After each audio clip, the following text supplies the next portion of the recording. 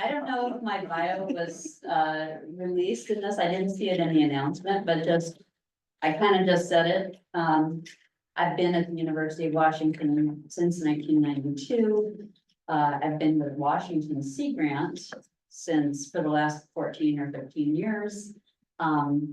I came on board despite my lack of credentials. I came on board as the ocean acidification specialist at Washington Sea Grant. I think the first in the nation, because I remember having to talk them into the fact that they needed someone with focused on ocean acidification. And about 4 years ago, I was able to change my title to carbon specialist to be more encompassing of all the things with carbon, which has really worked out well for me because it turns out everything has carbon in it. So it gives me huge latitude. And so I never thought I would be so focused on marine carbon dioxide removal as I am right now, because I thought that's just too crazy. We'll never get to the point where we need to do that. How will we ever make it work? And I was wrong, because now we are here at that point. And then so that's what we're gonna be talking about tonight. And then I've also have spent a lot of time with seaweed aquaculture, which is also something I didn't anticipate getting into, but at Washington Sea Grant, because we're basically marine extension, the equivalent of ag extension for all the marine interests and people out there. We kind of respond to what the people in our state are interested in and what they want to do. So there's a lot of people interested in cultivating seaweed. So that's Okay, so for the formal introduction, now that Meg introduced herself, it gives me great pleasure to introduce Meg Chadsey. My name is Vera Trainer. I'm the Aquatic Sciences Director here at ONRC. I started last January, and I'm managing the Olympic Region Harmful Algal Bloom Partnership that's doing cool things. We hope to bring you an evening talk that describes a lot of the neat things we're doing. I know Meg as a student in the School of Marine Affairs. I faked it. I wasn't even a student. Well, okay, well, It's just anyway, we did some work together looking at the partnership on the coast here, and Meg actually wrote a really nice paper. So I've had relationships with a lot of the Sea Grant folks over the years. And this topic of carbon renewal came up at the steering committee meeting for ONRC earlier this year. And they said, you know, I think this would be a topic that would be of interest to the community. So then I reached out to Meg and I said, can you talk about this topic? Because I see your new title. And, you know, there are definitely pros and cons to all the discussions that we're having, but I think it's good that we're having these conversations. So I'm actually really looking forward to this. If you know folks who weren't able to attend, this will be on our website under the Rosamond Evening Series part of the website. So, and we thank you very much for your sponsorship. So with that, Meg, please take it away. All right. Thank you. Yeah, I forgot to mention a detour into harmful algal blooms, which I still am interested in. Okay, I think that I need to advance from over here. So this is the question, and it's an open question, by no means resolved. But in the abstract for this talk, I kind of laid out the case that it is really feeling like we have to figure out some solutions to the global carbon problem really quickly. And a lot of people are looking to the ocean as the most promising sort of place to do this kind of work. So, but there are so many questions, and hopefully towards the end of the talk during our Q&A, I invite you to let's have a conversation about what's happening here in Washington specifically. And if you're not aware of some of the efforts that are going forward here in our waters, I'll be happy to tell you about some of them. This way? No, this way. I think you have to click on the slide. Oh, yep. Yep, there we go. Okay, all right. So just briefly, I'm sorry about this being in the way. Carbon dioxide removal. I wanted to move this way off to the side, but it won't minimize. You do that again. Okay. Keep talking. Okay. So carbon dioxide removal is things that we are actively doing to grab some of that carbon that we humans have been releasing for, a century and a half or more, and put it someplace where it will be safe in the sense that it won't be in the atmosphere contributing to the warming of our planet, and it won't be in the ocean contributing to the chemical change that is ocean acidification. It's really important for my talk, for the sort of scope of this talk, to point out that what we're not talking about is things that happen naturally. Like if we have a forest outside and that forest as it grows is accumulating carbon and storing it, as long as that forest is healthy, that's not the kind of carbon dioxide removal I'm talking about. It is a sink for carbon, but it is a natural carbon sink. We're specifically talking about things that we are kind of amplifying or inventing and deploying to in new ways to recover carbon and put it someplace safe. So over here. Oh, somehow it knew. And one of the points that everyone in this field makes right off the bat these days is that we can talk about carbon dioxide removal. We should be thinking about how to do it, but it is absolutely pointless to attempt it if we do not simultaneously and immediately steeply reduce our carbon dioxide emissions. I'll sort of demonstrate why that's so in the next slide, but it's kind of like treating yourself for cancer without quitting smoking or the things that are causing cancer. It's just, we really have to steeply reduce our emissions and now invent, scale up and deploy some form of carbon dioxide removal on land and or in the ocean if we want to keep warming of the planet below 1.5 degrees. And that's basically been agreed upon by the IPCC, the International Panel on Climate Change, since 2019. So this is the scientific consensus, which is not to say that there isn't a lot of sort of angst and simultaneous holding of conflicting ideas within the scientific community as well. There's a lot of what ifs and should we's being discussed right now. This is a pretty simplified version of what I have started calling the slide, because this slide now shows up in every single talk about carbon dioxide removal. And I like this one because this is the most simplified version of the slide to date. Basically what it's trying to show, I can point. Okay, great. So here's 2020 right down here on the bottom. So we're right here where it says now.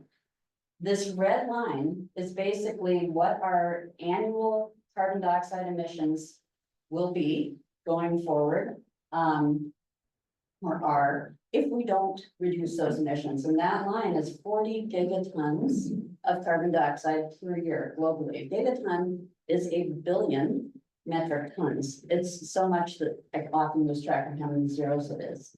So if we don't do anything at all, we're going to stay up here and keep emitting at 40 gigatons. If we do everything we can do to reduce emissions, represented by some of these clever little icons here, like wind energy and energy efficiency and solar energy, that means if we did everything as fast as we could over time reduce our emissions almost down to 0, but not quite. This little blue residual area right here is what the field likes to call hard to abate emissions. There are things that are so well suited to running off of fossil fuels, like airplanes, where it's going to be really, really challenging to avoid those residual emissions. And you'll notice also that even if we do everything we can do, we're still not down to 0. Net zero is a great place to be, but because we have been putting carbon dioxide out into the atmosphere and it's been being absorbed by the ocean for so long, we have what are called legacy emissions. We have all this that we put out actively now, and then we have some more that we need to make up for by grabbing it, bringing it back and putting it somewhere safe. And so all this green stuff right here, these are negative emissions. These are the things that we have to do in addition to reducing. And they're represented by, I know they put the forest signal symbol in here, and I just told you we're not counting forests, but this isn't my figure. I think this is meant to represent some of these very technical carbon dioxide removal solutions that we'll talk about. And this is probably ocean carbon dioxide removal. This is land and that's ocean. So if we do all those things plus this, we will eventually bring this line down past net zero into negative land, which is where we need to be for some time in order to get ourselves back into, or to keep ourselves in a relatively safe level of warning, and then hopefully move back. Also, by the way, stop me anytime if you have questions. And I'll also mention that I screenshotted a lot of slides from some of my favorite speakers. So you'll see a variety of attributions. And some of these slides I didn't make, but my friends did. And so I felt okay using them since they're public presentations. This is just to show how sort of the industrial and the venture capitalist and government investment has been responding to this growing awareness that we have to do some form of carbon dioxide removal.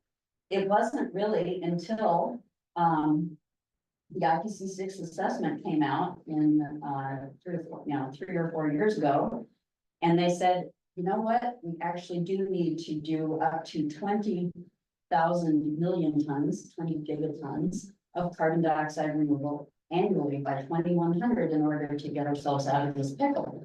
Well, the market heard that and responded, and there is a growing industry that many scientists, some scientists, are uncomfortable with, in the sense that the industry of quantifying carbon removal, turning that into credits, selling those credits. Some people are making some money off of this, seems to be getting way out ahead of the science. And that is not surprising. That's often the way markets work. And this is just to illustrate sort of what has happened. So work that out. We need CDR. Investment in technology has certainly grown, but what this line is showing is the amount of carbon credits. And this isn't just marine. In fact, this is almost entirely terrestrial. These are carbon credits sold as of, I think this graph was current in about May. $2.2 billion of carbon credits, which are mostly promises to remove. Less than 5% of the carbon that is credits that have been sold, pledging to remove carbon, actually are represented by removed carbon. Most of them are, we will do this in the future, but we'll take the money now. So there's a very active market. And this price, $366 a ton, is really artificially high. This represents investment by philanthropists, by government to stimulate this industry, but it won't really be they predict that it won't be a working market until the price per ton of carbon gets down closer and below $100 a ton. So right now, this is kind of an artificially fluffed up market. It reminds me of the character in the old Popeye cartoons. It says, I'll gladly pay you Thursday for a hamburger today. That's right. That's what's going on here. Future hamburgers. And this, you can get all the latest information from cdr.fyi, and they just do nothing but compile data all the time. So now we're going to switch into the ocean, which is the part of CDR that I know a bit more about. What's represented on this slide, which I also screenshotted from my friend Brendan Carter, who works for NOAA. This is why we're working in the ocean. These two dots represent carbon in the contained up here in the atmosphere, just relative size. All the carbon that's in the atmosphere. This is natural CO2. This isn't what we've added. So this is the sort of the 350 parts per million before we started bumping it up with emissions. And actually, you may correct me, it's probably lower than 350. Originally 20 mil. Well, I know where it is now, but where was it before we started? 280. 280. The industrial revolution. Thank you, that's the figure I was looking for. So this would be the 280 parts per million. And this is all the carbon that is naturally present and safely stored in an inert form in the ocean. When I say inert form, what I mean is the bicarbonate ion. It's just a great place to put extra carbon. There's all. So this is all the carbon on the planet mostly, not including the stuff in the rocks. But the ocean stores a huge amount. And now, boom, yeah, okay. So this is the human contribution. We've been putting carbon in the atmosphere for some time. This dot here represents what we have contributed. And this dot right here represents the amount that we have contributed to the atmosphere that is then dissolved into the ocean. If it wasn't clear, and I'm sorry I didn't say this, this dark blue is the ocean, and this lighter blue is the sky. So this is what humans have added.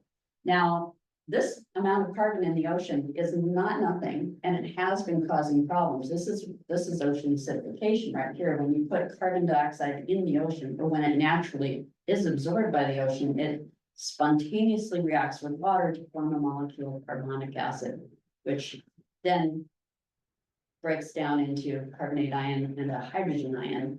And that hydrogen ion is what's changing the pH of the ocean and is part of the problem of acidification. So this is problematic, but you can see that still relative to what's already there in terms of carbon molecules, it's very small. Now, if we wanted to gather up this carbon that we put in and put it somewhere, it does seem like, because of the relative amount, if you can convert it into this nice, safe bicarbonate form of carbon that's most of what's already there, it literally would be a drop in the bucket. So that's really what marine carbon dioxide removal is all about. How can we sort of accelerate or redirect some of this carbon, both atmospheric and oceanic, into this pool? Sounds like you have questions. A thought, Yeah. a reframe, Okay, okay? We've got this big pool of carbon that we can add a little bit to, but we already know that the little bit we added is having detectable disturbances in the systems. you're talking about ocean acidification, right? That's why this carbon is red. This is the problematic carbon. This is the carbon that I didn't want to show any equations here, and I think you probably know which ones I would show, but this is let's say this is actual carbon dioxide. Now, this carbon dioxide, as I said, doesn't just sit there in the ocean, it reacts with water to form carbonic acid, so. And then produces a molecule of acid per reaction, or of hydrogen ion. Yeah, but we can push the other part of that equation is there's that bicarbonate ion left behind. Oh my gosh, it gets complicated and I didn't make a slide for this, but we can push this sort of red problematic carbon into the safe blue form by the addition of alkalinity. You have to push back against that reaction that results in acidified in a molecule of acid. So it's not the carbon itself that causes the acidification, it's the hydrogen ion. That's from the right. Carbon. That's right. reaction. Yeah, and you can push that reaction backwards by adding alkalinity. Kind of like, it's very simplified, but you had an acid stomach and you take a Tums, Mhm. pushing back against that low pH in your stomach. Does anybody else have any points or questions? But you're right, it gets more complicated than this slide with 4 dots on it. But I wanted to keep it simple. Okay, there we are.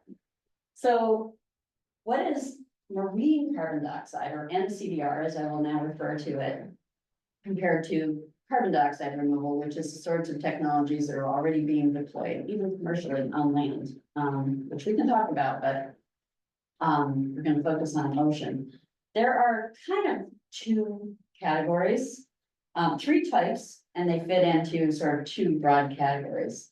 When Vera first asked me if I would come out and talk to you about this, she said, can we talk about like blue carbon, storage and seaweed cultivation. And I said, "No, I don't really want to, because I've sort of reached the point, especially working with seaweed farmers and the sort of cultivated seaweed world for many years now, where I don't think this is gonna cut it. I personally don't have a lot of faith in any of the biotic cultivation and sequestration strategies, anything that sort of is relying on natural photosynthetic processes in the ocean to absorb and safely sequester that carbon. I will not argue that the ocean and the algae in the ocean and the phytoplankton in the ocean do a tremendous amount of photosynthesis. Thank goodness, because that's where we get a lot of the oxygen that we breathe. So it's happening. Where I take issue is, okay, when they're growing, they are absorbing carbon dioxide, or basically carbon from their environment, and temporarily storing it in their plant or algae tissue. But then when they die, it just goes right back out. It's very hard to force nature to do what you want it to do, which is hold on to that carbon, that biological carbon, for very long. Most of it decomposes, the vast majority does. And people say, well, we can do clever things like gather up all that seaweed and put it someplace safe, like the bottom of the ocean. Easier said than done, and possibly quite environmentally harmful as well. So that is why, and you'll hear me say this multiple times, I'm less enthusiastic about this type. And the other reason I feel not so enthusiastic is I feel like it's kind of asking a lot of an already stressed natural system. We've got nature is down right now, and we're asking her to pick herself up and do this extra work for us. It just seems a little far-fetched. So most of what I will talk with you about more, more positively right now are these two types of very technical approaches. Ocean alkalinity enhancement, and these are trials that are starting to take place here in Washington State right now. And electrochemical CO2 stripping, also a trial that should start pretty soon at Friday Harbor Labs. And as I said, just like the nature-based solutions, ocean alkalinity enhancement also sort of is taking advantage of processes that already happened. We're just trying to soup them up a little bit. Whereas this is completely new. This is Star Trek stuff. So, okay. And it's also worth pointing out that none of these are ready for at-scale deployment and won't be for a really long time. Some of these are still on the benchtop and have never gotten out in the field. It's very hard to get permission to do field experiments these days. I better stay here for this. So this is a figure. I stole the slide from my friend who works for Pacific Northwest National Labs, and the figure came out of, I think, a NOAA report, recent NOAA report. But it basically tries to represent all sorts of different flavors of marine carbon dioxide removal in one place. And fortunately, it's animated so that we can group them together. This is on the previous slide, this sort of biological storage, enhanced biological capture of carbon and followed by storage was represented by kelp, but there's other types. There's what carbon gets stored naturally in sort of what I call mud ecosystems. I'm really focused on open ocean type carbon dioxide removal, but a lot of people are like, yep, all those mangroves and seagrass meadows and marshes, that's part of MCDR too. If I made this slide, I wouldn't put that in, but anyway, so here's growing seaweed. Here's taking terrestrial or biomass from the earth, say logs that are removed from stress forests and putting it down at the bottom of the ocean. People want to put seaweed down there as well. Artificial upwelling, we can talk about that if you're interested, but not going to get into it right now. And then alkalinization. This is the addition of alkalinity to the open water. This is the equivalent of swallowing that Tums for an acid stomach. Where this alkalinity comes from can be a couple of different places. You can mine it, or earth. Many minerals on the earth are alkaline. They can counteract acid. So you can mine it and dump it in the ocean, or you can create alkalinity. You can utilize the alkalinity that's naturally present in seawater. And that really is this third category over here. Direct carbon dioxide removal from seawater. You take the seawater in, you do some stuff to it, you capture the carbon, you put the seawater back. Quite often the seawater that you're putting back is enriched in alkalinity. All right. This is a question, I just wanted to address these questions right up front because lots of people ask, especially with this alkalinization, which we've already talked about in terms of neutralizing acid. People think, oh, can this be used to counteract ocean acidification? And the answer is yes, but as my friend Jessica Cross said, terms and conditions apply. You can't have your cake and eat it too in this particular approach. If you put the alkalinity in, it matters where you put it. If you pipe the alkalinized water deep where it's not in contact with the atmosphere, then all that alkalinity will neutralize those hydrogen ions that are present because of ocean acidification. And it will create a little halo of neutralized water. So ocean acidification would be mitigated down here deep near the outflow. If you put that same material, the minerals, at the surface, what they're going to do is convert the surface layer of the ocean into, they're going to make it more receptive, more like a sponge for atmospheric carbon dioxide. And they're going to make the surface ocean more able to take up atmospheric carbon dioxide and neutralize it in a safe way, so that carbon dioxide that's coming in from the atmosphere won't go through that reaction that leads to ocean acidification. Instead, it will be neutralized right up there. But you only get to spend that molecule once. So you either get to spend it on neutralizing carbon dioxide in the atmosphere, or you get to spend it on ocean acidification and neutralizing that hydrogen ion that is a result of acidification. But you can't do both. You could do both at the same time if you have two pipes. Okay, go ahead. When you say surface and deep, how deep is deep? Okay, you're sitting next to an oceanographer who will have the exact depth, but deep is pretty deep. Hundreds of meters, well offshore. Yeah, the surface layer, the surface mixed layer is, I was surprised when someone first told me like how deep the surface mixed layer, because I figured it was like this deep. But actually the surface mixed layer is like what, 50 meters, 30 meters? Varies a lot, but you know. Yeah, and of course it varies because the ocean is not uniform, but it's a layer. And when oceanographers are thinking about treating the surface layer so that it becomes a better sponge for carbon dioxide, they're thinking of a layer that should basically, most of the time, depending where you put it, remain in contact. And by contact, I mean you can exchange gases with the atmosphere for about a year. So, for example, there's an experiment going forward in San Francisco Bay where alkalinized water is being released from a current wastewater treatment plant. And that plume is going to move out of San Francisco Bay and move out into the ocean, open ocean. And no one's going to be able to detect it. That's one of the challenges of this field. The signal of the perturbed water, as they like to say in oceanography, will become so small and so dilute so quickly that you won't be able to, no sensor that you can put in the water will be able to detect the chemicals that have been added back in San Francisco Bay. So a lot of what it means to follow and track what happens when you do these pilots relies entirely on the models.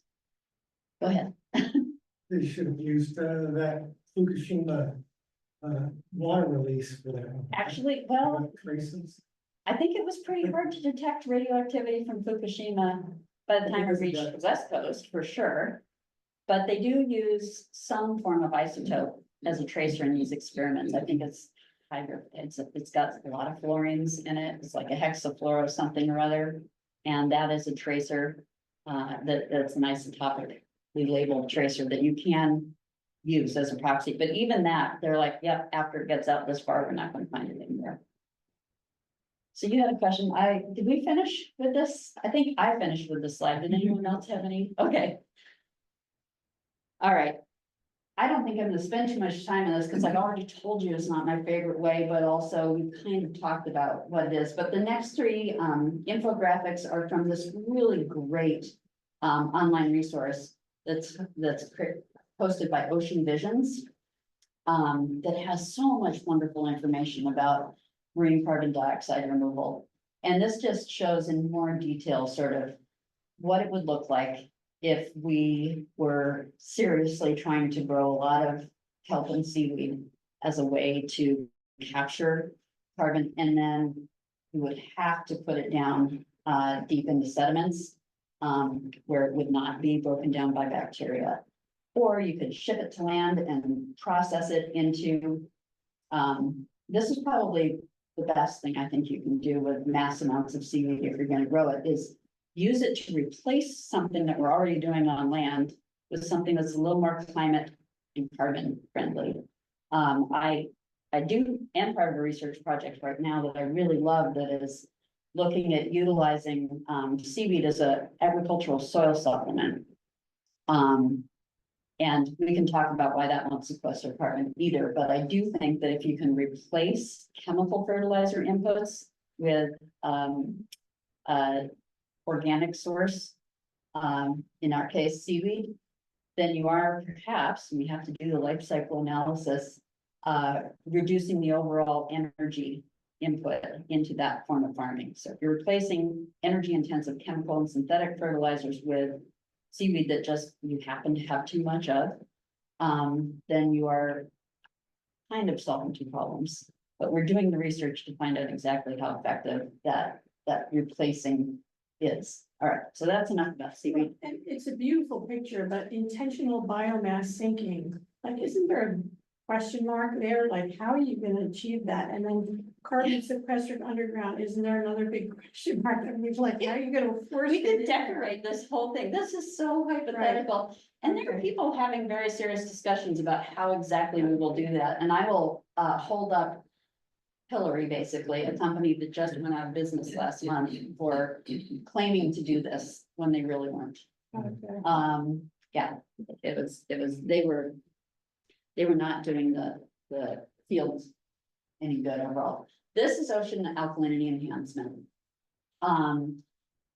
Basically what we're doing is this reaction right here. We are trying to add some sort of alkalinity to the surface layer of the ocean, where you will have anthropogenic or human emitted carbon dioxide combined with water, and in the presence of this alkalinity, all those carbon molecules get safely converted into bicarbonate, which is the good form of oceanic carbon.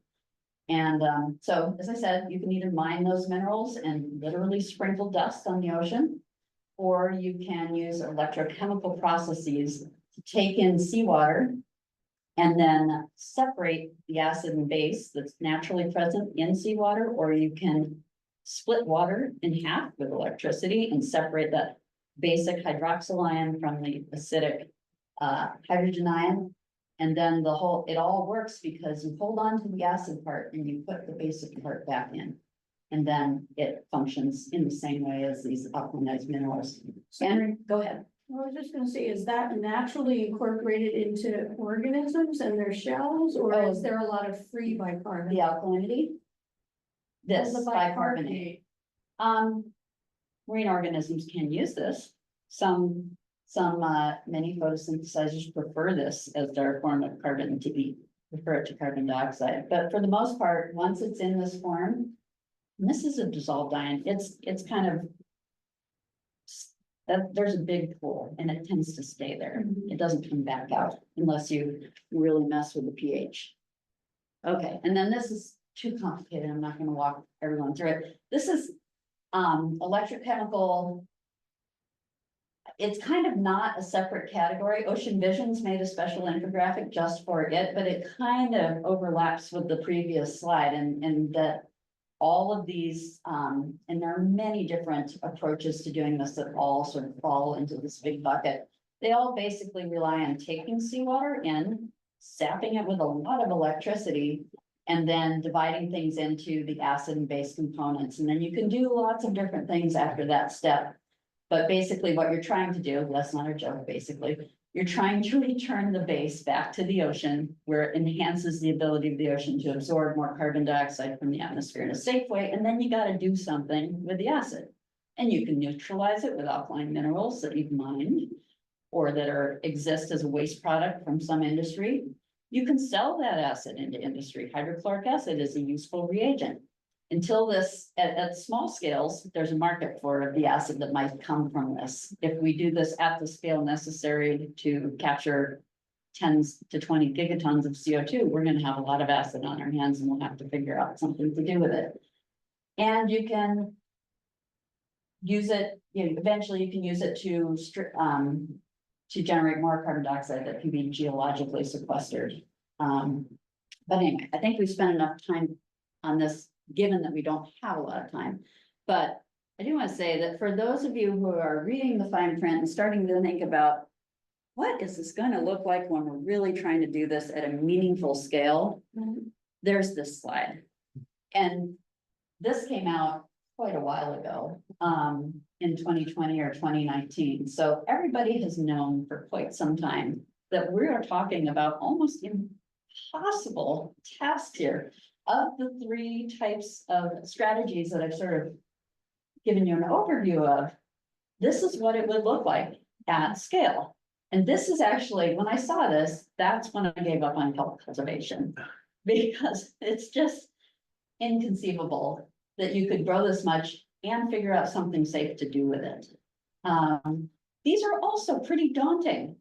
And it's quite obvious, especially here, that if we're going to do anything, we're going to need a whole new source of renewable energy. I mean, the world needs renewable energy to get those carbon emissions down, as we saw in several slides ago. And then we need more renewable energy to do this kind of thing.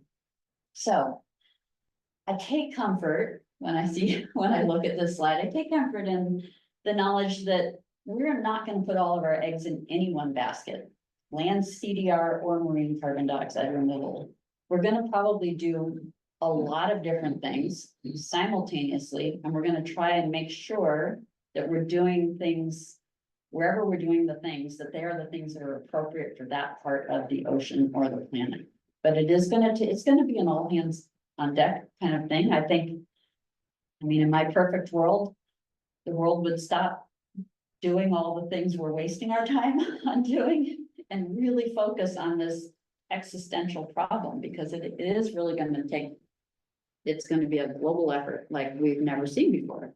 But that's a great idea to like enroll the cargo ships, or, like, I think we're gonna have to establish collaborations like that to allow something of this scale to happen. Yeah. I mean, wouldn't it be great? Wouldn't it be great practice for all getting along and collaborating? So what, besides money and a lot of renewable energy and a tremendous amount of social capital and political will, do we need to even make this work? We need serious ingenuity. And this is another place where I find comfort, because I am so lucky to work with so many amazingly smart and creative people at the UW, at NOAA, in private industry. Seattle is one of the sort of hotbeds for the development of this technology. And so I know the people are out there thinking really hard and coming up with good solutions. We are really going to need integrity, and integrity in a couple different flavors, actually, and I'll illustrate those in a minute. We're going to need MRV. Everybody's always talking about MRV. Sometimes it's MMRVV. But basically it's MERV. And in a nutshell, it's monitoring what we're trying to do, even modeling it when we can't detect the signal, reporting it transparently, trying to make sure everyone has the opportunity to scrutinize what's being done and evaluate whether it's being effective. And then verification. This verification is more kind of on the financial end, because probably we're going to use capitalism to try and solve this problem.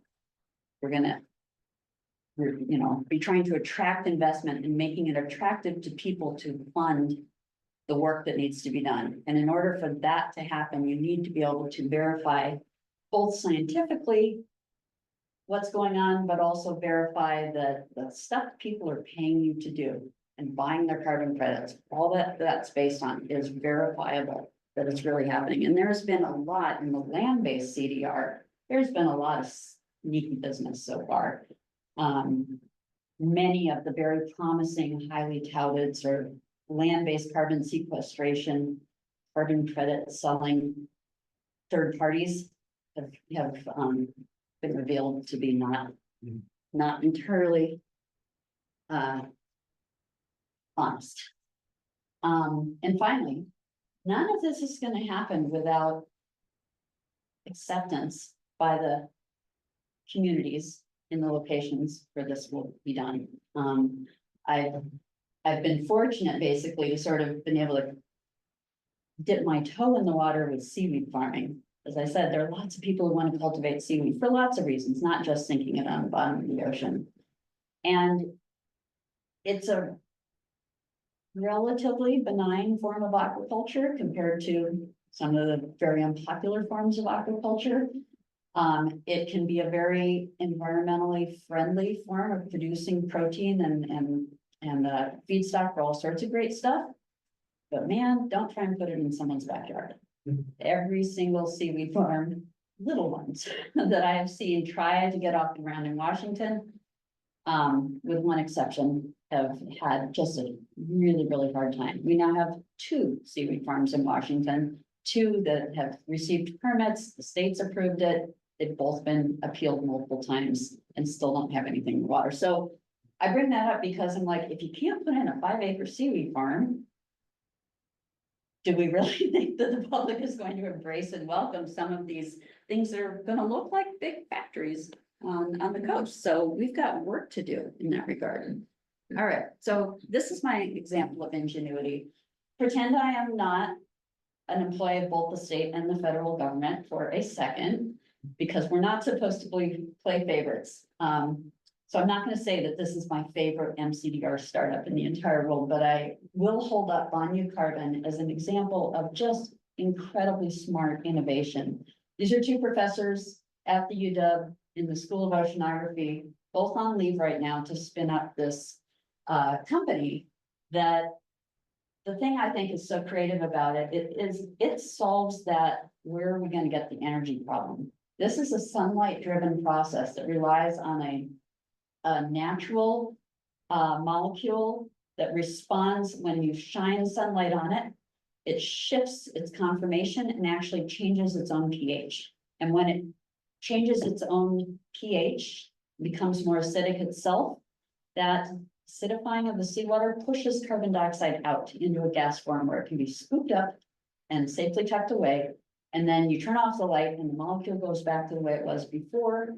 And the carbon depleted water is released back into the ocean where it's free to suck up more carbon dioxide from the atmosphere.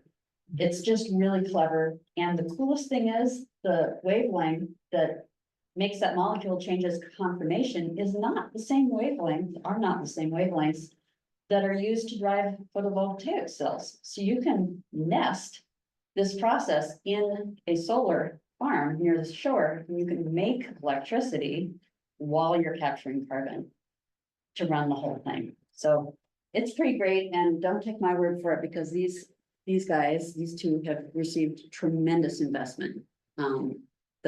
So it's carbon capture at a certain wavelength, Yeah. like using a specific sensor? Yeah. And in my notes, and I'm happy to share this with you.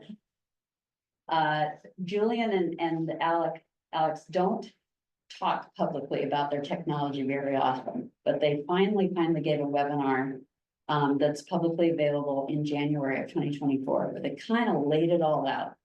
So if you're really interested in the mechanism, and you should be, because it's fascinating, you can watch that webinar. But you go to their website, nothing. What I just showed you is basically all that's there. So yeah, it's very interesting, and I recommend watching that webinar. I couldn't help but throw this in. So while we're on the subject of integrity, I did tell you that there are some terrestrial carbon credit companies that were really dishonestly selling carbon credits. And this is the big worry. a lot of people, not just scientists, that we're creating all this excitement. We've got the urgency and we've got the sort of optimistic technology folks saying we can do this, and then we've got the third party people saying, and we will sell you the carbon credits. And it's all getting a little bit out in front of the horse. And how do we know that we're actually solving the problem? We do know that some people are being able to make some money off of this, but it's imperative, I think, and that we have some sort of honest third, what's the word, not personally invested oversight of this whole field to make sure that we're not wasting our time and our resources and our public faith and money, of course.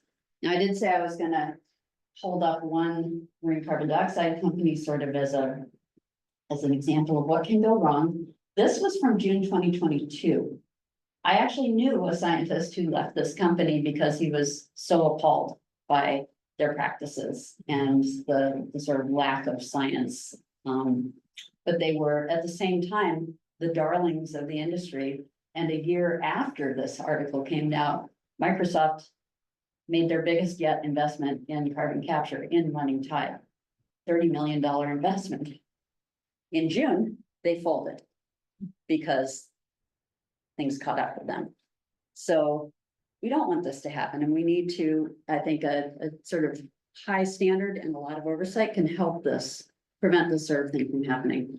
Fortunately, in the scientific community, and that includes really excellent government scientists as well, and a lot of nonprofits, there is a huge amount of energy going into trying to make this whole endeavor as honest, as transparent, as scientifically well-founded as possible. And lots of different groups are coming, describing exactly what that would look like and what needs to be done.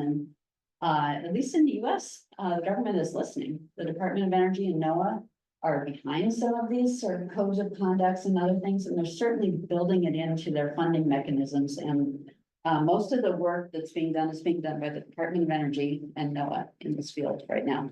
So I think we're on the right path there. And this is not just the US. I think the US is really leading in carbon dioxide removal right now, which is kind of fun. We're not always at the head of the game on things.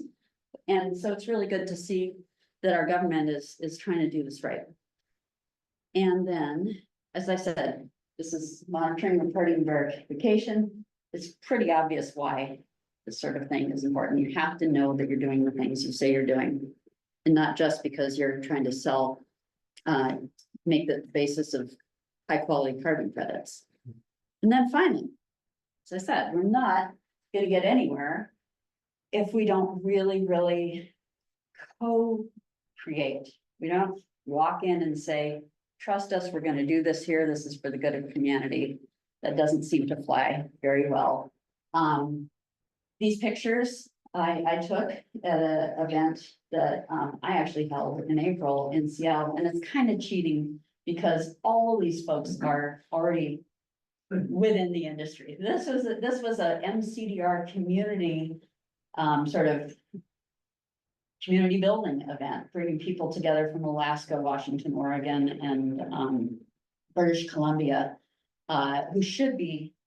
who are all working in the field already, but we're trying to combat siloing and get all the ideas met. So this is not someone who's attempting to conduct a pilot study or a field study, talking to the community members, but it is the best picture I had. Nevertheless, those things are happening. I actually attended one in June that was held in Seven Cedars Casino, bottom of Discovery Bay, right? By a really talented social scientist. She's literally the only social scientist in the country who's focused on marine carbon dioxide removal right now. So she's doing a lot of work everywhere.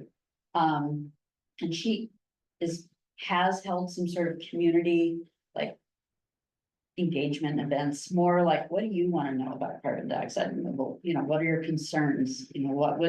What do you see as some benefits? And so she's not vested in any particular outcome, but she's trying to understand what coastal communities care about, and also develop some methods that can be replicated by others to do this kind of engagement correctly. So people are working with that, and it is really important that communities don't feel like they're the afterthought, like you're coming in after you've already submitted your permit application and you're well on your way to getting approval for something, because this is, as with seaweed farming, you can get approved and then you can still get appealed and no one will go anywhere. So and sometimes you have to be prepared to hear no as well, and then figure out what you're gonna do in that case. Okay, and at the core of doing things right with communities is to prioritize equity. We know that a lot of, and now I'm speaking more on a global level, but you can certainly apply this at the local level as well. There are people who are more impacted than others by the effects of climate change, who are not the ones most responsible for climate change. And quite often, the places where those people live are the places where people are like, that would be a great place to put our NCR factory, Cause we don't. because we don't want to look at it, right? And I kind of think, there are a lot of considerations involved in deciding where to site these sorts of pilots, or in the future, scaled up facilities if we end up going that direction. Some of them are just physics and oceanography, and you have to do things in certain places, but if you leave that aside, I kind of think it would be a great way to start.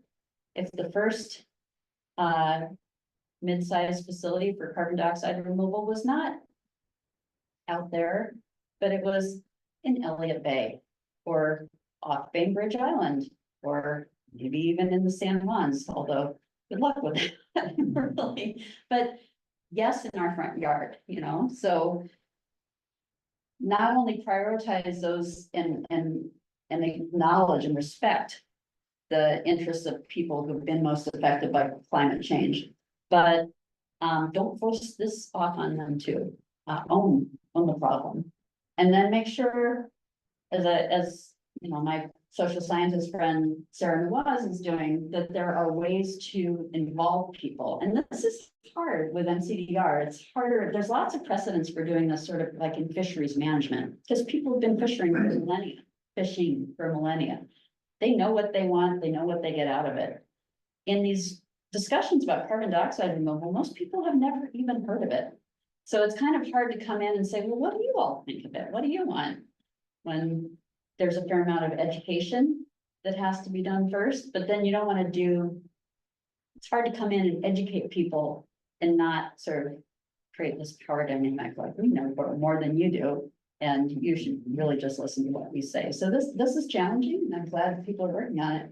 And then finally, if you're gonna put an ocean alkalinity enhancement facility in Port Angeles Harbor, for example, make sure that the local community gets some benefit from that. And in the talks with communities that I have been present at and observed, that's really important. People are like, yes, it sounds kind of pat, but yes, jobs are meaningful. Economic opportunity is meaningful to communities. They're not necessarily interested in selling out, the integrity of their natural environment or their resources. They kind of want both. They want to protect the environment, have the environment that they have and resources that it provides, but we also would like to see some benefits in terms of money and jobs flowing back to the community. So make sure that that is built in, and that is it. That's it for me. So I didn't watch the clock. Oh my gosh, I didn't go over time considering we started late. So what we talked about doing beforehand is, if there are questions online, because there are some Zoom viewers, Courtney will let us know. And we'll take those first, and then we can also, then we'll just sort of move to what's going on here in the room and probably say goodbye to the online audience. So thank you for listening to me. Meg. I feel like we gotta do a little. Courtney, do we have any questions online? Not yet, but if folks have questions, feel free to unmute and ask them online. Yes. Meg, Okay, well, I'll Oh, start. Oh, Bernard, hey, Vera, Bernard has a question, it sounds like. Okay, perfect. thank you, Meg. That was a very nice presentation. I really appreciate it. Appreciate that. Very interesting. I don't really have a question. To me, a lot of our problem is about productivity, whether it's productivity of forests or productivity of the ocean, and what drives that and what limits that. And I think that you know, the ocean side of things is fascinating to me, given that the ocean is so limited in nutrients to that limits productivity. I'm very interested in the ocean fertilization, forest upwelling. You mentioned that in a slide. Do you see that as a key strategy going forward? Honestly, no. I'll defend my position. But first, I want to say that there is serious attention and investment being made right now in exploring ocean iron fertilization, which is one of those more sort of nature-connected, nature-based strategies. Just for the other people who are listening and folks in the room, ocean iron fertilization is, as Bernard just said, it's based on the idea that there's a lot limiting, there are limits. There are reasons why algae and plant growth, mostly by microscopic things in the ocean, isn't greater than it already is. There's, as Vera well knows, the ocean is full of little diatoms and dinoflagellates and lots of little tiny microscopic things that rely on photosynthesis for their living. And they are a huge part of the primary productivity of the conversion of sunlight into something that we can all eat on this planet. But they could go higher. So what's holding them back? Sometimes it's like just one little critical nutrient or mineral that they don't have, that the ocean is depleted in, and that's what sort of keeps them at their natural level. Iron is one of those elements that is limiting for a lot of these photosynthetic microorganisms or phytoplankton. So what happens if you put more iron? Do we get a big bloom of phytoplankton? Why, yes, we do sometimes. And this experiment was first done in a completely unauthorized, sneaky way in the waters off of Haida Gwaii in British Columbia in what, 1990 something? Yeah. Yeah, maybe Yeah. the 80s. People have been even, yeah. kicking around this idea of souping up the productivity of the ocean for a long time as a way to have these phytoplankton pull more carbon dioxide out of the atmosphere and ocean. And people were loath to try it, and of course, no one was getting any permits to do it, so this guy, George, just went ahead and dumped iron filings off of a boat. And yes, there was a response in the phytoplankton community. There was also a response in the scientific community who were simultaneously horrified and super interested in what the results would be, and all went out there and to take samples if they could. I think the consensus is that experiment did not result in any meaningful carbon capture, but it was hard to tell because he did it secretly, so no one was able to like set up the monitoring instruments to get the before and the after. Nevertheless, it really cast a shadow over that whole sector of marine carbon dioxide removal for a long time, so no one did any work.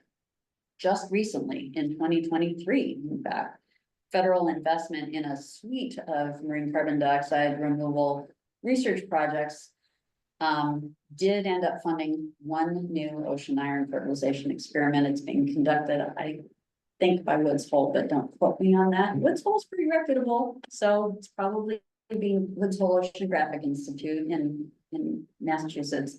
So it's probably being done in a fairly good way.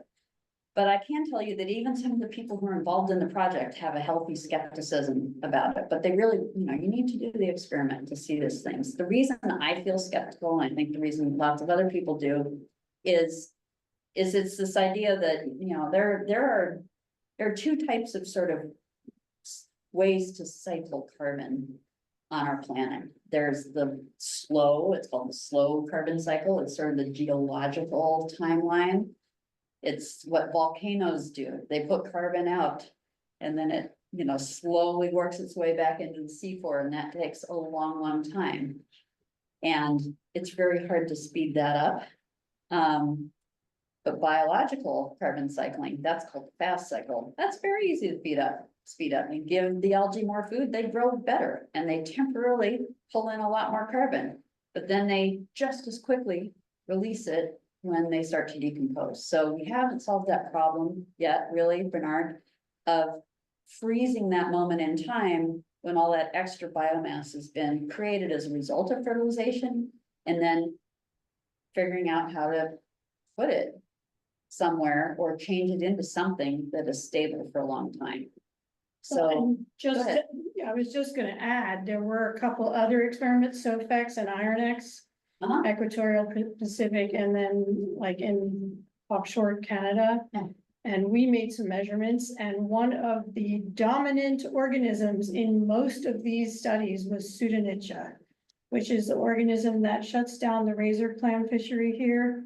And we were able to measure toxins in those experiments. So we have to ask ourselves, do we want to like reseed new areas with harmful algal blooms too? I mean, maybe it won't happen, but it's just, you all know that cane toad story where the cane toads were brought into Australia to basically mitigate another frog that was eating the sugar cane, and now the cane toads are everywhere. They even make wallets and purses out of them because they're just infesting the area. So we just need Yeah. be a little careful. and maybe I put too much faith in engineers because I am both the daughter, granddaughter, and mother of engineers. But engineer, there are things over which we have slightly more control of the variables and the parameters. And I really think it's hubris to think we can boss nature around. We're good at changing it, we're good at perturbing it, but we're not so great at making it do the things we want to do. So Bernard, if you have a response to that, feel free. That's just my opinion. So we have a comment here. When will there be a follow-up discussion on this in Forks? Roy It- Morris, who, And Roy is Yes. on with us now, so he might also want to add something. okay. Yeah, what do you And we can mean? see you now. We're in Forks. Yeah, They want and to hear. as you said before, there'd be a need for more community participation to raise confidence and trust in the project and work that needs to be done. Who's going to be the lead in Forks and schedule it? Will it be at the Rainforest Arts Center, the Natural Resource Center, a symposium that would bring people together and invite the public? Will the Natural Resources class from Peninsula College take this on as a study and campaign public information on it? What's the 1, 2, 3 step outs on this? First, get funding. So tomorrow, I am writing a letter of support for a grant proposal by a group that is trying to get money from a private foundation to host exactly those sorts of meetings in Washington State and California.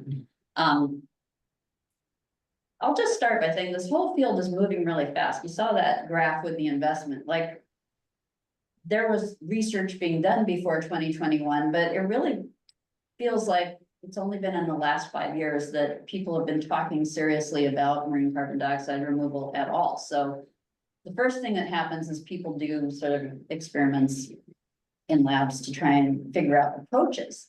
And then the next step is like, oh, okay, so now we've got to communicate about this.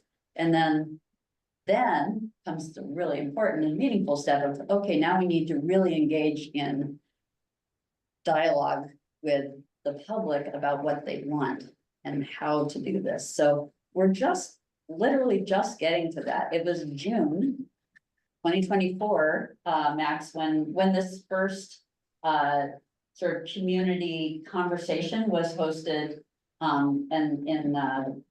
near Squint. And more groups of people are trying to replicate that, and they're trying to get the funding to do it now. So I would say, if they're successful, and I hope they will be, in 2025, there will be a series of sort of iterative public events, opportunities for conversation. And I read their proposal, so I know that it's not gonna be just like, oh, we'll do one in Forks, we'll do one in Grace Harbor, we'll do one in Squim. They're gonna come and do this, and then they're gonna come back, and then they're gonna sort of synthesize what they've heard and write it up in a report and take that back to the people that they've had the conversations with. To say, okay, is this what you said? You know, do you feel good about this? Because we're gonna hold this up as sort of an example of what people want. So I would say 2025. So Meg, please, when you are working with folks who are writing proposals, please suggest Forks. Yeah. And ONRC as a place that is very interested in having these conversations. I will absolutely do that. And in fact, these same people, my role, the thing I'm pledging to do in my letter of support is help connect these people with interested community members, because they may be coming from out of state or out of country and saying, who do we talk to? And I literally will give them a spreadsheet. So Max, if you would like to be on it personally, I will take your name and add your email with your permission to that list. But I will absolutely, was Yeah, already gonna do it before you said it. connect Yes. with me and Bernard. That would be great. Right. You just And Roy, it find looks out. like your hand's up still. Yeah, I'm a kind of a 1, 2, 3s guy. Is Bernard going to be a signer on this letter for request for funding? And is Kevin at the Olympic Marine Sanctuary going to be approached to be a signer? We're going to see Kevin tomorrow at Kevin the would be a good choice, yeah. Olympic Marine Sanctuary Review and Film Festival. And I Oh, want to ask him what he knows about this and is doing. You know, I think that the ball rolling is something that you need a timeline and calendar and contact schedules that's public, and that we have some conversations with some interested people in the community. I can suggest, Kevin, they asked me for a letter because I've collaborated with them on some other things, so they just know they can ask me. I think you're right. I think asking the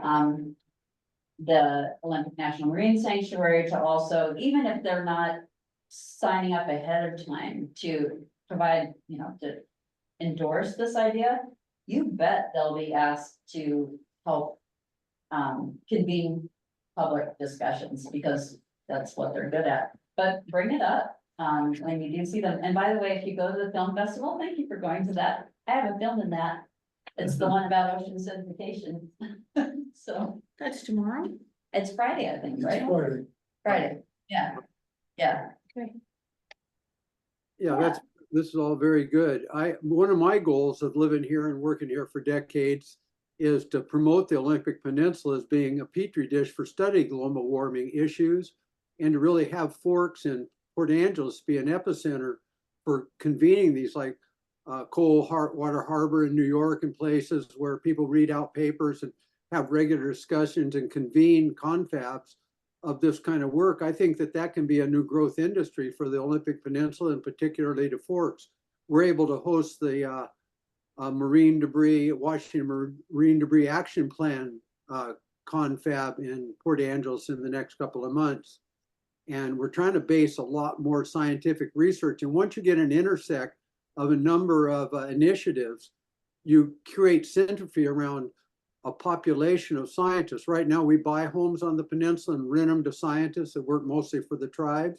But we're trying to build a really scientific foundation and a culture of this kind of work, not just looking at, you know, making plywood with glue and stuff and cardboard and things, but, you know, recycling can be an industry, but more scientific research, I think, is something that I'm grateful for Bernard and the Olympic Natural Resource Center's work, and also the Marine Sanctuary.